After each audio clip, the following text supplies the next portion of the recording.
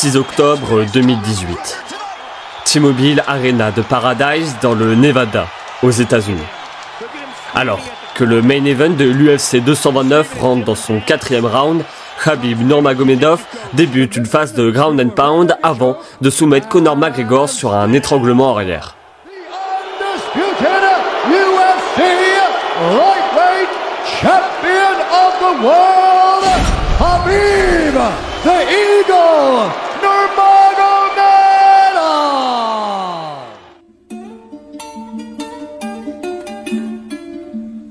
Toutefois, afin de mieux comprendre l'importance derrière cette soumission, revenons quelques années en arrière.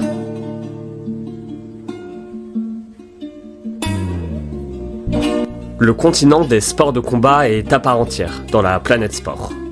Ces multiples déclinaisons ont traversé les époques, les mouvements historiques, les peuples. Que cela soit en boxe ou encore en MMA, on ne joue pas. Non, on combat. Sur ces terres, l'intégralité physique des protagonistes se trouve au cœur de chaque joute. L'humiliation issue de la défaite est terrible.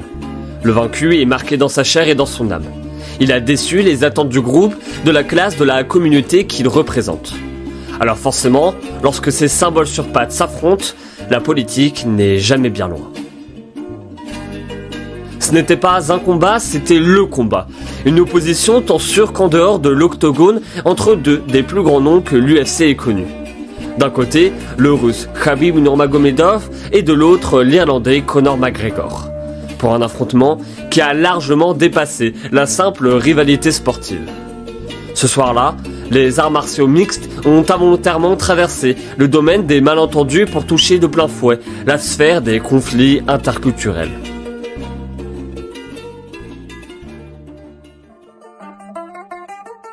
Bonjour et bienvenue dans ce tout premier épisode de la 16e série de Géopolitique où moi-même, Alexis Gallo et mon invité du jour, Alexandre Herbinet de Jab Life, allons vous raconter, allons vous narrer un nouveau chapitre de la grande histoire du sport dans lequel nous découvrons le récit de ce combat historique.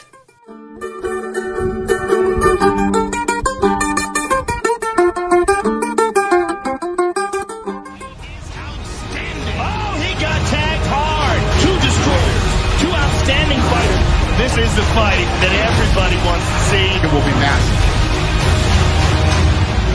Surprise, surprise! The king is back! Les rumeurs enflent. Les bruits de couloir sortent de leur gonds. 2 ans après son dernier combat à l'UFC, 1 an après sa défaite en boxe contre l'invaincu Floyd Mayweather, Conor McGregor remontera bientôt dans l'octogone. Plus précisément, le 6 octobre 2018, au cours de l'UFC 229.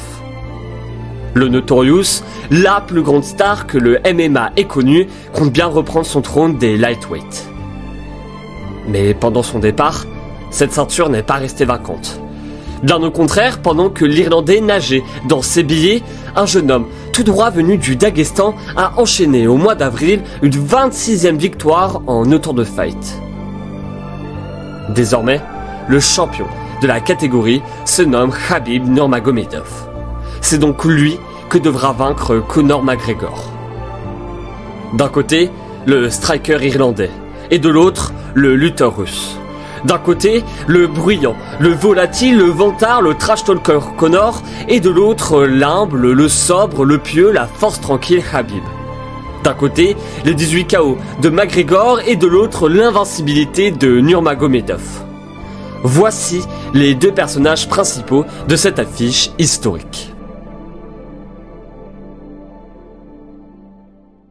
Ouais, je m'en souviens très bien. En effet, c'est à la fin d'une conférence et il y a presque un côté, il dit, au fait, j'ai quelque chose à vous dire, et puis boum, il apparaît 6 octobre à Las Vegas, Khabib Conor. Donc forcément, oui, parce qu'on savait que c'était le combat le plus attendu, que ce serait le combat qui générerait le plus d'attention, et c'est la preuve, c'est que c'est toujours le record de pay-per-view vendu aujourd'hui. Bah, on est hyper excité parce qu'on se dit, si on a le Conor d'Alvarez, si on a le Conor au sommet de sa forme, ça va donner un incroyable combat et dans lequel on peut pas prédire le vainqueur parce que le striking de Conor pouvait faire mal à Khabib. Donc je me souviens très très fort taux d'excitation et d'attente et de me dire vivement qu'on y soit.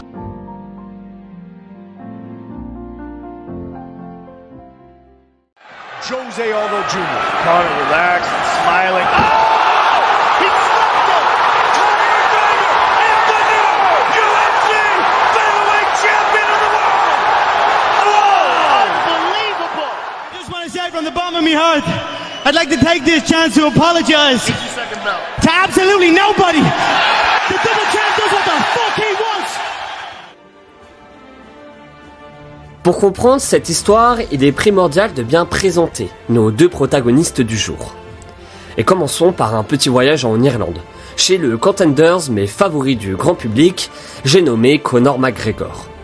Je pense que même si vous ne suivez pas spécialement les sports de combat, voire même le sport en général, ce nom vous évoque quand même quelque chose.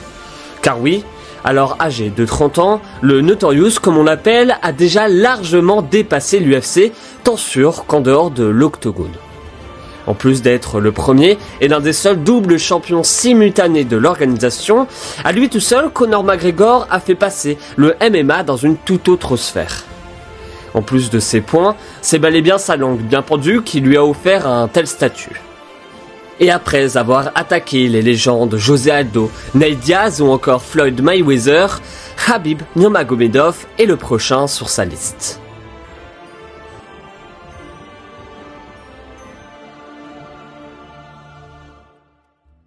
Et que on est encore à l'époque où, comme tu le dis, Conor sort de Floyd.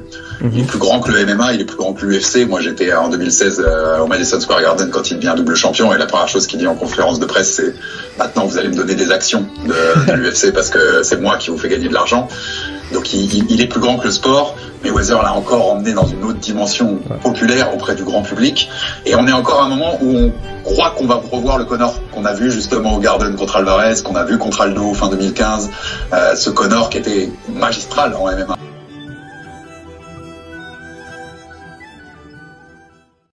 And new undisputed UFC lightweight champion of the world, Khabib, the Eagle, Nurmagomedov!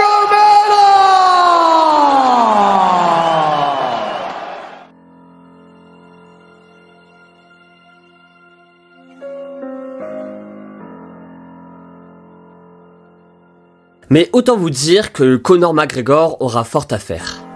Car face à lui, ce n'est pas n'importe qui. Ce Khabib Nurmagomedov est certes moins connu, mais il n'en reste pas moins dangereux. Si l'Irlandais était le feu, alors le Russe serait la glace. Dans l'ombre des grandes gueules de l'UFC, ce Dagestanais mystique qui s'entraîne au fin fond du Caucase avec son père et ses frères intrigue. De tels personnages, l'UFC n'en a jamais connu. L'aigle, comme on le surnomme, parle peu mais fait très mal. C'est simple, personne n'a jamais su trouver la faille. Et ce, même lors de ce combat pour le trône des lightweights en avril 2018 contre Al Quinta.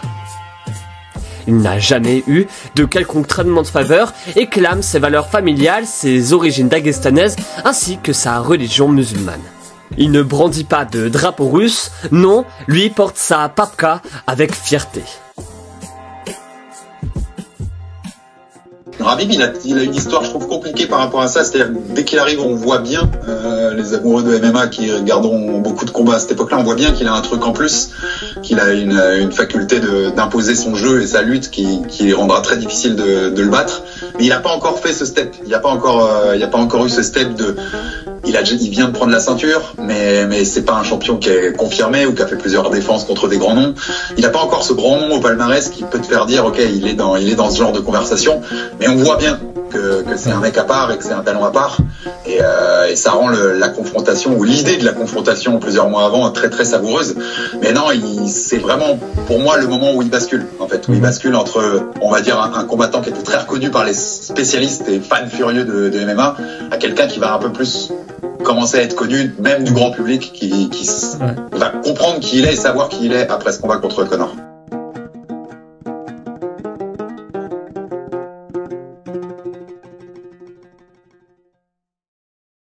Shut your mouth. Ali Abdelaziz, mad terrorist. Ali. Terrorist snitch. Ali. I know a lot about you as well, you mad rat. I know a lot about you as well. You keep your mouth shut, kid. Let me take my picture. How's Noah? How's Noah, huh? Yeah, shut your mouth. Never speak about me, ever in your life. Watch yourself around me, because you'll be out here. My last fight. Happy birthday, like, join the bus. I don't drink. Why don't you drink? I don't drink. Why don't you drink? I never drink. I'll tell you some buzzer parties. I never drink. You mad backwards No, no. cunt. You're I never dead when drink. I get my hands on you, do you hear me? I never You're drink. fucking dead. L'affrontement physique entre l'invaincu et l'image même de l'UFC commencera donc sous les coups de 23h ce 6 octobre au Nevada. Mais le combat psychologique débute quant à lui quelques semaines auparavant. Car oui, je sais, ça peut paraître un peu bateau, mais le sport se joue en partie dans la tête et c'est encore plus le cas dans les sports de combat. Si l'un des protagonistes a tellement parlé en aval que son adversaire arrive soit trop énervé, ou encore pire, avec la peur au ventre, eh ben l'opposition prend une toute autre tournure. Dans cette pratique, plus communément appelée trash talking, Conor McGregor est le roi. De véritables icônes de ce sport, tels José Aldo, voire Dustin Poirier peuvent même en témoigner. Et Khabib Nurmagomedov ne va pas être épargné par le rouleur compresseur irlandais. Bien au contraire, tout va y passer. En ce qui concerne les origines du russe, McGregor s'amuse avec des amalgames presque racistes entre Tchétchènes et Dagestanais. Puis vient le tour de la religion. Au-delà de se moquer de sa foi, The Notorious lui propose volontairement de l'alcool en conférence de presse alors que sa consommation est condamnée dans le Coran. Il va aussi le traiter de poltron, de lâche tremblant face à Ramzan Kadyrov ou encore Ziaoudine Magomedov. Ah oui, et au passage, il va aussi briser la vitre d'un bus dans lequel se trouvait le Dagestanais ainsi que d'autres combattants, sans heureusement qu'il ait de graves blessures. Et comme pour terminer en beauté, le manager, la femme, mais surtout le père de Khabib Nurmagomedov vont en prendre pour leur grade. 3 gouttes qui feront déborder le vase dans l'esprit du russe. Et c'est Conor qui provoque ça une nouvelle fois, c'est-à-dire que il fait rentrer ce jeu-là en compte à partir du moment où il rentre. Enfin, il faudra à un moment rappeler aussi aux auditeurs qui t'écoutent et qui n'étaient pas là à ce moment-là. Mais Conor va jusqu'à prendre une photo de la femme du mariage de Khabib avec sa femme voilée et lui dire t'as épousé une serviette. Donc là, on rentre plus du tout dans du trash talking. On a dépassé un truc. C'est Conor qui lui-même dit en fait, d'une certaine façon au monde musulman, c'est moi contre vous, ou c'est nous contre vous. C'est lui qui leur dit ça. Donc en effet, on comprend que ce que le mec est en train de créer, ça va arriver en fait. Ça va arriver puisque il t'a ouvert la porte à ça. Et tu vas y avoir droit. Tu vas y avoir droit parce que on comprend aussi que les gens du monde musulman le prennent très mal ce qu'ils disent parce qu'en effet c'est dépasser des limites. Il y a aussi la grande conférence de presse qui est aussi celle de lancement de son whisky où il propose à Khabib de boire un whisky alors qu'il sait très bien ce qu'il fait. Il sait très bien quelle va être la réponse. Khabib Nurmagomedov va condamner les propos de l'Irlandais en affirmant vouloir lui déformer son visage. Mais ce dernier va aussi pointer du doigt le traitement dont il est victime selon lui de certains médias occidentaux. Mais au milieu de cette tempête, de cette tornade d'insultes, le champion ne va jamais sembler craquer. Et la suite, on la connaît.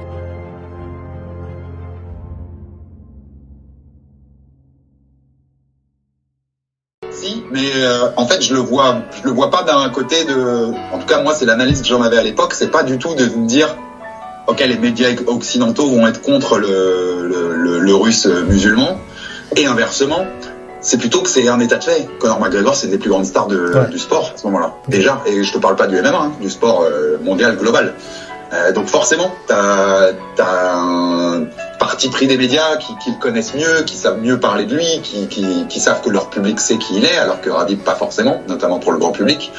Donc il y a un avantage, mais qui est naturel.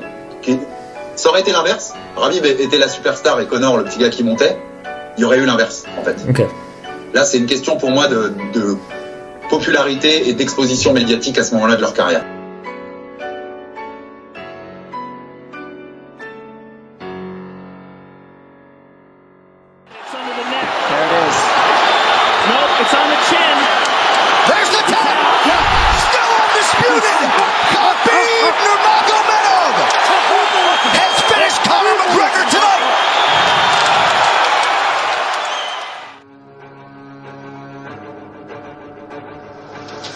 À quelques minutes du combat, tout le monde en est persuadé.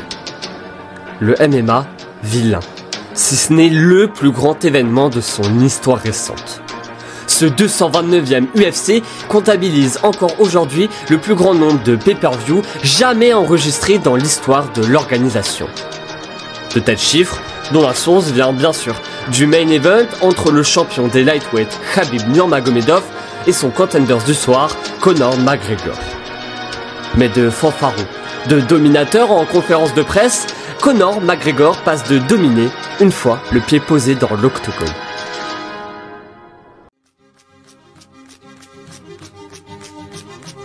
C'est simple, de combat, il n'y en a pas. Comme à son habitude, Khabib Nurmagomedov impose un rythme infernal. Il joue sur ses deux atouts à merveille, à savoir la lutte ainsi que le cardio. Et vu que la plupart du combat se déroule au sol, le striking élite de l'Irlandais ne sert plus à grand chose. À chaque takedown, la foule s'exclame. Et rongé par ses propos d'avant-match, l'aigle Khabib injure lors des phases de ground and pound à un Conor bien muet. L'affrontement, ou plutôt le massacre, dure depuis déjà 4 rounds, soit exactement 18 minutes et 3 secondes quand le Russe enclenche un étranglement arrière. Conor McGregor ne parvient pas à s'en défaire avant de taper 3 fois pour abandonner. C'est terminé, Khabib Nurmagomedov a gagné et conserve sa ceinture.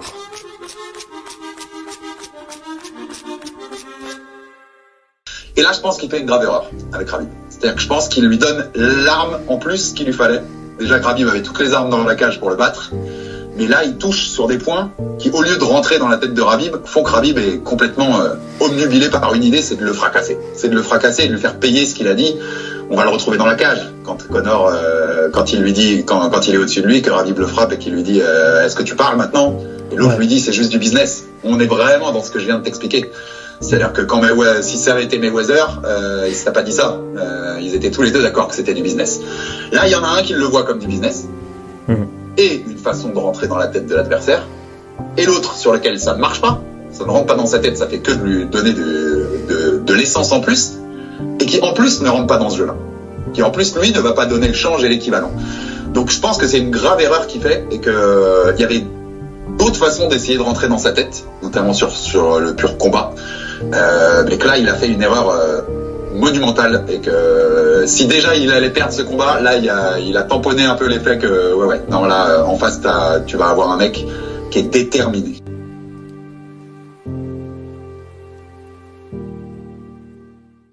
Look at him.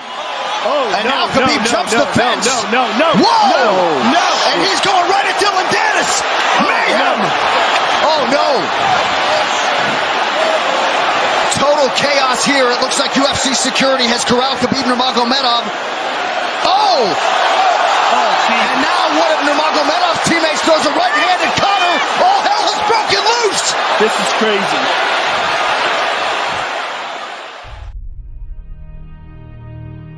Mais si cet événement va faire la une des journaux à travers le monde, ce n'est pas spécialement pour l'aspect sportif. Non, les gros titres vont essentiellement parler de ce qui s'est passé après. Car seulement quelques instants à la suite de cette soumission, Khabib Nurmagomedov saute hors de l'octogone pour attaquer la team de Conor McGregor. Et au même moment, 3 membres de son équipe rentrent dans la cage avant d'agresser un Conor McGregor déjà bien amoché physiquement. De la sécurité aux entraîneurs, tout le monde se précipite alors pour protéger l'Irlandais et de manière générale afin d'éviter un glissement d'autant plus important vers le chaos. La scène est surréaliste.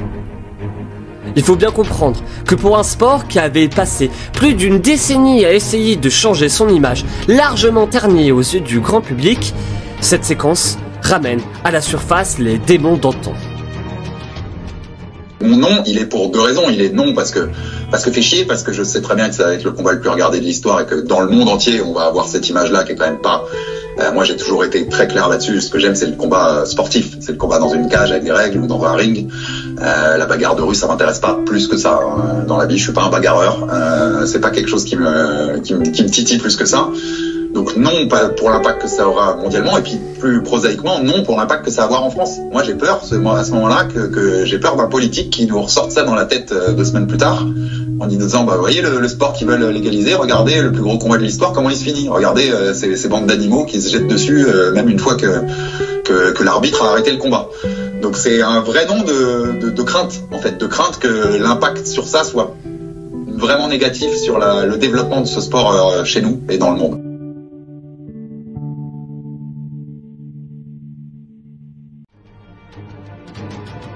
L'UFC pensait tout contrôler. L'UFC pensait que cette haine entre 2 personnages aux antipodes l'un de l'autre allait lui rapporter gros. Mais l'UFC a en réalité nourri un conflit interculturel qui ira très loin, qui ira même beaucoup trop loin.